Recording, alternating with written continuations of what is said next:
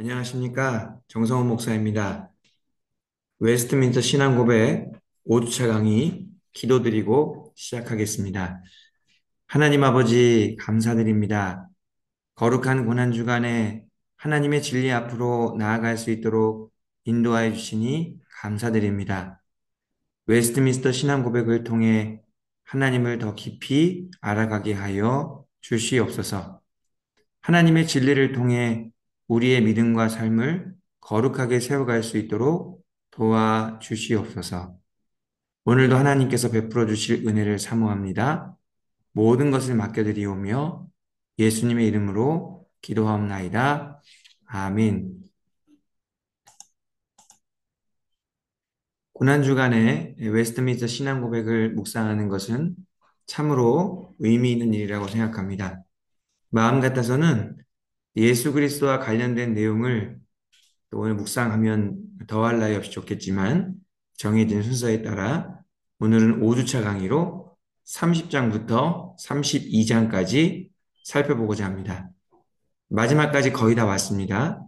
오늘까지 살펴보시면 다음 주에는 원판의 맨 마지막 장인 33장과 새롭게 첨가된 34, 35장만 다루면 전체를 일독하게 됩니다. 조금만 더 힘을 내시면 좋겠습니다. 오늘 다루게 될 내용을 보니까 교회의 권징, 교회의 회의, 그리고 죽음과 부활에 대한 신앙 고백을 살펴봅니다. 오늘 배우게 될 신앙 고백도 우리의 신앙생활에 꼭 필요한 내용입니다. 어디에서나 쉽게 듣지 못하는 내용이기도 합니다. 함께 잘 살펴보시면서 하나님의 거룩한 뜻도 깨달으시고 우리 삶 속에 적용해 볼 수 있는 은혜가 있기를 바랍니다. 지난 시간에 배웠던 내용을 좀 복습해 보면요. 성도의 교제란 1차적으로는 예수 그리스도와의 교제가 바로 성도의 교제였고요. 2차적으로는 성도 간의 교제라고 했습니다. 성도 간의 교제는 서로에게 각자에게 주어진 은사와 은총을 가지고 서로에게 적극적으로 선을 행하는 것, 그것이 바로 성도의 교제라고 했습니다. 그리고 우리 개신교의 성례전은 오직 세례와 주의 만찬 이 두 가지밖에 없는데 성례전의 효과는 그 자체에서 나오는 것도 아니고 성례전을 집행하는 사람에게서 나오는 것도 아니라고 했습니다. 오직 말씀과 성령에 의해서 성례전의 거룩한 효과가 나타나는 것이라고 했습니다. 성례전에서 거룩한 은혜를 경험하기 위해서는 그러기 때문에 이 성령과 말씀을 의지하는 것이 중요합니다.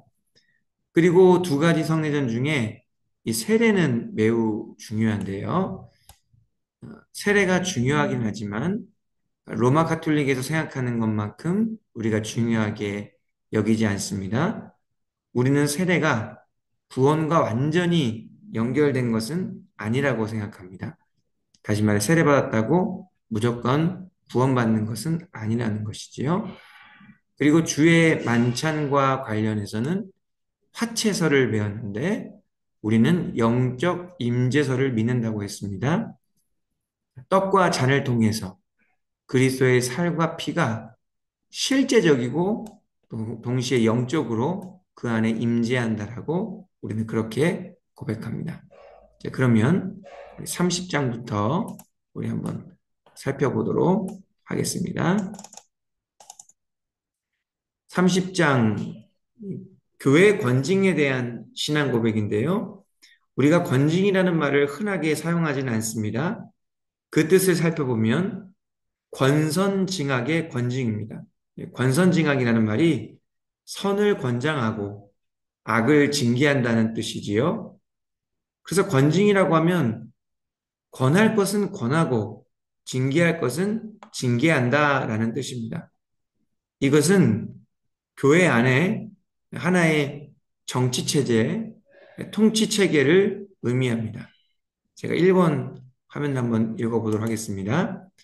주 예수는 교회의 왕과 머리로서 세속 행정기관은 다른 교회의 재직의 손에 한 통제 기간을 정해 주셨다. 여기서 이 통제 기간이라는 것이 권징을 행할 수 있는 기간이라는 것입니다. 교회 안에 있는 이 통제 기간은 예수님의 권위를 가지고 있다는 것이지요. 예수님께서 직접 세우셨다는 것입니다. 예, 넘어가세요. 화면 보시면 이 재직에게 그 통제기관의 재직을 말하는 것이겠죠. 천국의 열쇠들이 맡겨져 있다. 이렇게 고백하고 있습니다. 예수님께서 세워주신 통제기관의 재직에게는 천국의 열쇠가 있다는 것이지요. 쉽게 말해 하나님께서 주신 권세가 있다는 것입니다. 천국의 열쇠를 거론한 이유가 있습니다. 누구를 의식한 것입니까? 로마 카톨릭을 두고 의식한 신앙 고백이죠. 로마 카톨릭에서는 예수님께서 베드로에게 천국 열쇠를 주셔서 교회의 교황으로 삼으셨다고 주장하는데 개신교는 그게 아니라는 것이지요. 천국 열쇠는 교회의 재직들에게 주셨고 한 개가 아니라 여러 개 천국 열쇠들이라고 고백하고 있는 것입니다. 넘어가서 2번 화면을 보시면 그리고 복음을 전하고 때에 따라 징계를 용서함으로써 회개하는 죄인에게 천국 문을 열어준다. 이 천국 열쇠가 있기 때문에 경우에 따라서는 천국 문을 열어줄 수도 있다라고 신앙 고백합니다. 보통 권세가 아니죠. 대단한 권세입니다. 그러나 이러한 권세는 자의로 이루어지는 것이 아니라 오직 하나님의 말씀인 성경에 부합할 때만 이루어지는 것임을 우리가 반드시 기억해야만 하는 것이죠. 3번으로 넘어가서 권징이 필요한 5가지 이유에 대해 고백하고 있는데요. 먼저 3가지를 좀 살펴보면 첫 번째는 과오를 범한 형제를 교정하고 잃어버리지 않기 위해서다 이렇게 고백하고 있고요. 두 번째는 다른 사람들이 같은 과오를 범하는 것을 방지하기 위함이고요. 세 번째는 많은 사람에게 좋지 못할 영향을 줄지 모르는 누룩을 없애버리기 위함이라고 되어 있습니다. 공동체 안에 나쁜 영향력을 막기 위해서라고 이야기하고 있습니다. 이런 이유들 때문에 권징이 필요하다고 이야기하는 것이죠. 이렇게 보면 교회의 권징이라는 것은 상당히 좀 통제적인 것 같기도 하고 또 교회에 있는 여러 가지 문제들을 직접적으로 간섭한다는 것을 느낄 수 있습니다. 그 사람의 개인 잘못이니까 그냥 알아서 하게 내비두자 이런 차원이 아닌 것이죠. 다른 사람의 일에 너무 간섭하지 않게 하자 이런 측면이 아니라는 것입니다. 조금만 더 넘어가서 살펴보도록 하겠습니다. 네 번째 필요성은 그리스도의 명예를 지키기 위함입니다. 그리고 또한 거룩한 복음의 선포를 옹호하기 위함인 것이죠. 권징을 잘해야 우리 예수 그리스도의 명예가 실추되지 않는다는 거예요. 권징을 잘해야 거룩한 복음이 바르게 선포되어질 수 있다는 것입니다.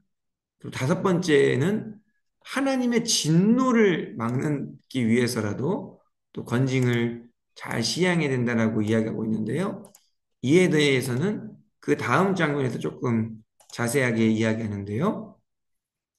만약 교회가 하나님과 맺은 계약을 범하고 악명이 높고 완고한 회방조로 말미암아 그의 인치심이 모독을 당할 때 교회가 이제 여러 가지 이유 때문에 모독을 당할 수 있다는 것입니다. 하나님은 그의 진노를 교회 위에 내리신다 이렇게 되어 있습니다. 교회 구성원들이 범죄하면 하나님께서 진노하셔서 그 개인에게 진노하실 수도 있겠지만 공동체 전체에 진노하실 수도 있습니다. 그러기에 하나님의 진노를 막기 위해서는 이 교회의 권징이 필요한 것이죠. 그런 측면에서 본다면 권징은 교회가 적극적으로 스스로의 문제를, 교회 안에 있는 문제를 해결한다는 것을 의미합니다. 넘어가서요. 4번은 권징에 대한 순차적인 조치에 대해서 이야기하고 있습니다. 먼저는 어떻게 해요? 조용히 불러서 충고로부터 시작합니다. 잘 이야기해서 알아듣고 교정할 수 있도록 도와주는 것이지요. 그래도 안 되면 어떻게 합니까? 주의 만찬에 대한 배찬을 정지한다. 다른 말로 수찬 정지라고 하는데요. 주의 만찬에 못 참여하게 한다는 것은 사실 엄청나게 큰 벌입니다. 그만큼 주의 만찬에 참여하는 것이 중요하다는 것을 의미하기도 하죠. 주님의 만찬에 참여한다는 것은 내가 교회의 구성원이고 예수 그리스도와 하나라는 것을 고백하는 행위인데 그것을 못하게 한다는 것은요, 격리시킨다는 거예요. 반성하고 회개하기 전까지는 그 거룩한 일에 참여하지 못하게 하는 것이지요. 그 정도 됐으면 이제 회개하고 돌이켜야 되는데 그렇게도 안 됐다. 그러면 어떻게 해야 되는 것입니까? 교회에서 제명도 합니다. 다른 말로 이제 출교죠.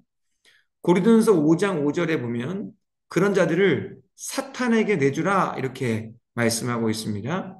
사탄에게 그런 범죄한 자들을 내주면 그들의 육신이 어떻게 되겠습니까? 사단 마귀에 의해서 멸망당하게 되겠죠.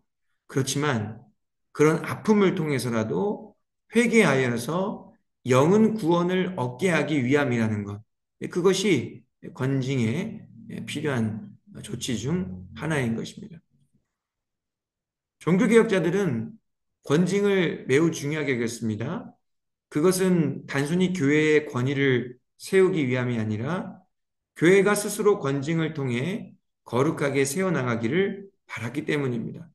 그러므로 권징은 항상 이루어져야만 하는 것인데 권징이 없다는 것은 교회가 그만큼 거룩하다는 증거가 아니라 거룩하게 나아가고자 하는 증거가 없다는 것이죠. 교회는 항상 과오가 있고 죄와 허물이 있기 때문에 항상 권징이 말씀 안에서 바르게 이루어져야 합니다. 종교개혁의 모토가 한 번 개혁된 교회는 항상 개혁되어야 한다인데 그 모토 안에 이 권징의 개념이 들어가 있는 것입니다. 그러면 그 다음으로 넘어가서요. 31장은 각급 회의라고 되어 있는데요. 들었을 때 느낌이 학급 회의라고 하는 것 같습니다. 그렇지만 그런 것은 아니고요. 다른 번역에 보면 이 부분을 대화 총회라고 이야기하고 있습니다. 교회의 통제 기간 중에 더 상위 기간이 있다는 것을 의미합니다. 현재 우리 장로교로 따지면 교회들의 모임이 시차례라고 합니다. 그리고 그 시차례 모임이 노회가 되는 것이고요. 그 노회들의 모임이 총회가 되는 원리라고 할 수 있습니다. 화면에 1번을 보시면 교회가 더 좋은 기간을 가지고 덕성의 함양을 위하여 소위 각급회의와 같은 모임이 필요하다. 이러한 각급회의는 무엇을 위해 필요하다고 합니까? 덕성의 함양을 위해 필요하다고 합니다. 말이 좀 어려운데요. 이 덕성의 함양이라면 단순히 도덕적인 행위를 배우고 실천하는 것을 넘어서서 하나님의 은혜 안에서 성령의 도우심으로 그리스도를 닮아가는 전 인격적인 변화와 성장을 의미합니다. 상당히 중요한 표현이죠. 다음으로 넘어가서요. 두 번째 필요성에 대해서 이야기하고 있는데요. 노란색 부분을 보니까 건덕을 위하여 주신 권리다 이렇게 되어 있습니다. 건덕이라고 하는 것은 세울 건자에 덕덕자를 써서 덕을 세우다. 각급 회의가 교회의 덕을 세우기 위해 주어진 권리라는 것입니다. 그러기에 횡포를 부리거나 함부로 남용하라고 준 권리가 아니라는 것입니다. 그 다음으로 넘어가서요. 각급 회의에는 여러 가지 기능이 있는데요. 우리 이번 항목에서는 그 기능들에 대하여 설명을 하고 있습니다. 첫 번째 기능은 믿음에 관한 논쟁들, 양심의 문제들을 처리한다 이렇게 되어 있습니다.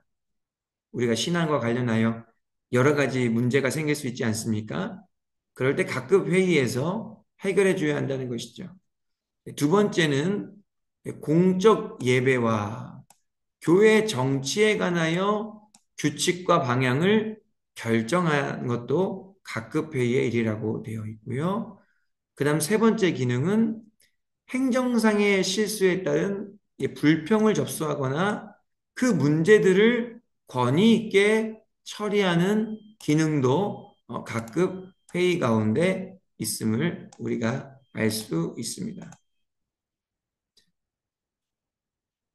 화면을 보시면 이 회의에서 발표한 명령이나 결정은 그것이 하나님의 말씀에 합치되는 한 귀중하게 또한 복종하는 마음으로 받아들여야 한다 이렇게 고백하고 있습니다.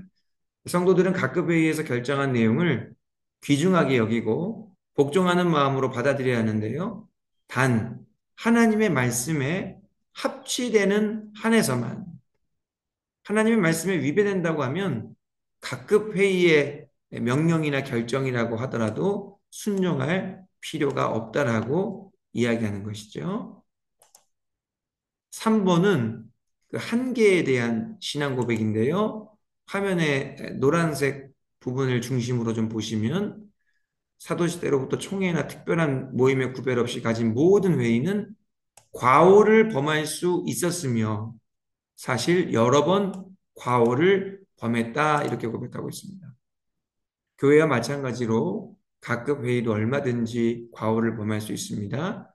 그러므로 각급 회의를 향해서도 권징이 필요하죠. 뭐 이를테면 감사와 같은 경우가 이에 해당될 수 있을 것입니다. 자, 넘어가서요. 계속해서 한계에 대한 신앙 고백인데요. 그러므로 그 회의를 믿음과 행위의 법칙으로 생각하지 말고 믿음과 행위를 돕는 것에 사용해야 된다. 이렇게 되어 있습니다. 각급 회의의 결정들을 절대적인 것으로 생각하면 안 되고 믿음과 행위를 돕는 것에 지혜롭게 사용해야 한다라고 고백합니다. 각급 회의가 중요하기는 하지만 하나님의 말씀을 따르는 것이 더 중요하다는 것을 우리가 잘 기억하셨으면 좋겠습니다. 넘어가서요. 32장에서는 우리 모두와 실제적으로 맞닿아 있는 이 죽음에 대한 신앙을 고백하는데요. 어찌 보면 좀 섬뜩하게 느껴지기도 하고 겁이 날 수도 있습니다. 그러나 우리가 이러한 부분도 성경적으로 잘 정리해 놓을 필요가 있습니다. 우리 죽음에 대한 내용을 한번 좀 읽어보도록 하겠습니다. 사람의 육체는 죽은 후에 티끌로 돌아가 썩어버린다. 그러나 그들의 영혼은 죽거나 자는 것이 아니라 죽지 않은 생을 가지며 죽은 후에는 그것을 주신 하나님께로 돌아간다. 이렇게 고백합니다. 육체는 썩어버리지만 영혼은 하나님께 돌아간다는 거예요. 이 부분은 마태복음 10장 28절에서 몸은 죽여도 영혼은 능히 죽이지 못하는 자들을 두려워하지 말라라고 우리 예수님께서 말씀하셨는데 그 구절이 근거가 됩니다. 중요한 것은 죽음 이후입니다. 예수님께서 죽음 이후에 대해서 거지와 부자 비유로 말씀해 주신 적이 있습니다. 그들은 죽자마자 거지는 아브라함의 품에 들어갔고 부자는 음부에서 고통을 당하게 되죠. 두 사람의 영혼이 육체를 떠난 이후에 의식을 잃지 않았다라고 우리 주님께서 말씀하셨습니다. 죽음 이후에 영혼이 죽거나 자는 것이 아니라는 것이지요. 여기서 영혼이 잔다라고 하면은 이거 안식교의 그 수면설이라고 할 수 있는데요. 우리 장로교는 그렇게 믿지 않는다는 것입니다. 성경은 의인의 죽음을 종종 잠으로 표현하는데요. 우리는 그것을 비유로 받아들입니다. 잠이 죽음과 매우 유사한 형태를 띠기에 그렇게 표현을 하지만 우리의 영혼이 그렇다고 해서 잠드는 것은 아니라고 웨스트민스터 신앙 고백은 분명하게 고백하고 있습니다. 자, 이어서 의로운 자의 영혼과 사악한 자의 영혼에 대해 고백하는데요. 먼저는 의로운 자의 영혼입니다. 그 영혼은 우리가 예상했던 대로 완전히 거룩하게 되고 가장 높은 하늘에 올라가고 그들은 거기서 빛과 영광 가운데서 하나님의 얼굴을 배우며 또 그들의 육신이 완전히 구속되기를 기다린다 이렇게 되어 있습니다. 죽음 이후에 영혼과 육신이 이제 분리되어 있기 때문에 영혼이 육신이 완전히 구속되기를 기다린다라고 이렇게 고백하고 있는 것입니다. 다음으로 넘어가서요. 그 다음 사악한 자의 영혼은 어떻게 됩니까? 우리의 예상대로 지옥에 던져지게 됩니다. 거기서 그들은 고통과 완전한 어두움 가운데 대심판의 날을 기다리고 있다 이렇게 되어 있습니다. 그래서 죽음 이후에 바로 대심판을 받는 것이 아니고 고통과 완전한 어둠 가운데에서 거하면서 우리 예수님께서 재림하셔서 온전히 이 땅을 심판하실 그 날을 기다리고 있게 된다는 것입니다. 성경은 육신이 죽은 후에 영혼이 갈 장소로서 이 두 가지가 무엇이었습니까? 의로운 영혼이 가는 곳과 사악한 영혼이 가는 곳, 이 두 가지 외에는 아무것도 가르쳐 주지 않는다라고 이야기하고 있습니다. 이러한 고백 역시 누구를 의식해서 하는 고백입니까? 로마 카톨릭이죠. 로마 카톨릭은 연옥이라는 교리를 주장하다 보니까 그것이 비성경적이라고 웨스트민스터 신앙 고백이 주장하는 것입니다. 로마 카톨릭은 성도의 영혼이 육체를 떠나면 잠시 한동안 이 연옥이라는 장소에서 지상에서 다 씻지 못한 죄의 흔적을 불로 정화한다고 주장합니다. 죽은 자들의 연옥에서의 고통과 시련은 세상에 있는 사람들의 기도나 천국에 있는 성인들의 중보기도, 미사의 희생을 통해서 경감되거나 짧아질 수 있다라고 가르칩니다.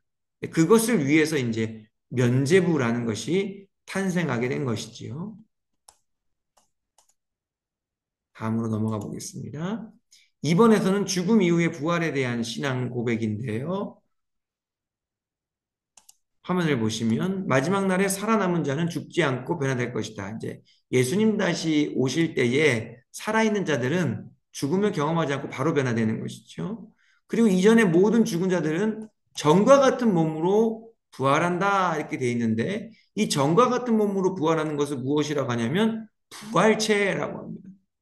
부활체는 질적으로나 전과 다를 것이나 영혼은 이 육체와 하나가 되어서 영원토록 계속될 것이다.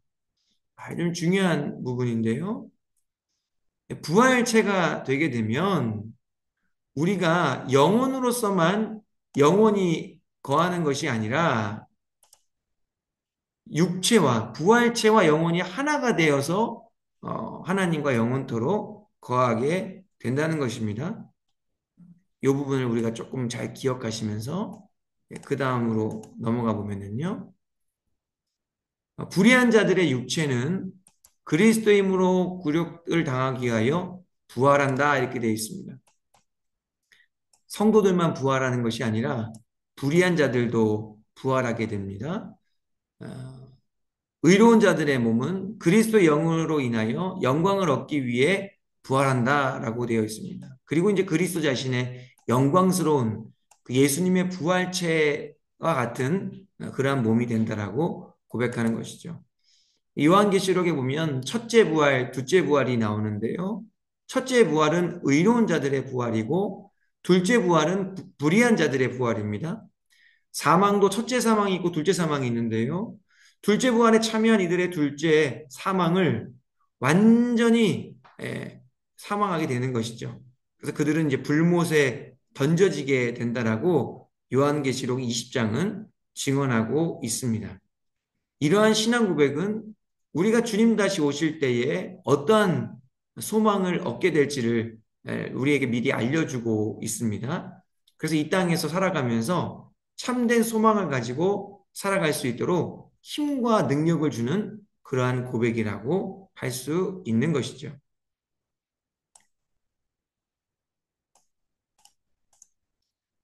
그래서 오늘 내용을 좀 정리하면 권징이라는 것은 하나님께서 세우신 제도인데 교회를 거룩하게 세워가기 위해 반드시 필요한 것입니다.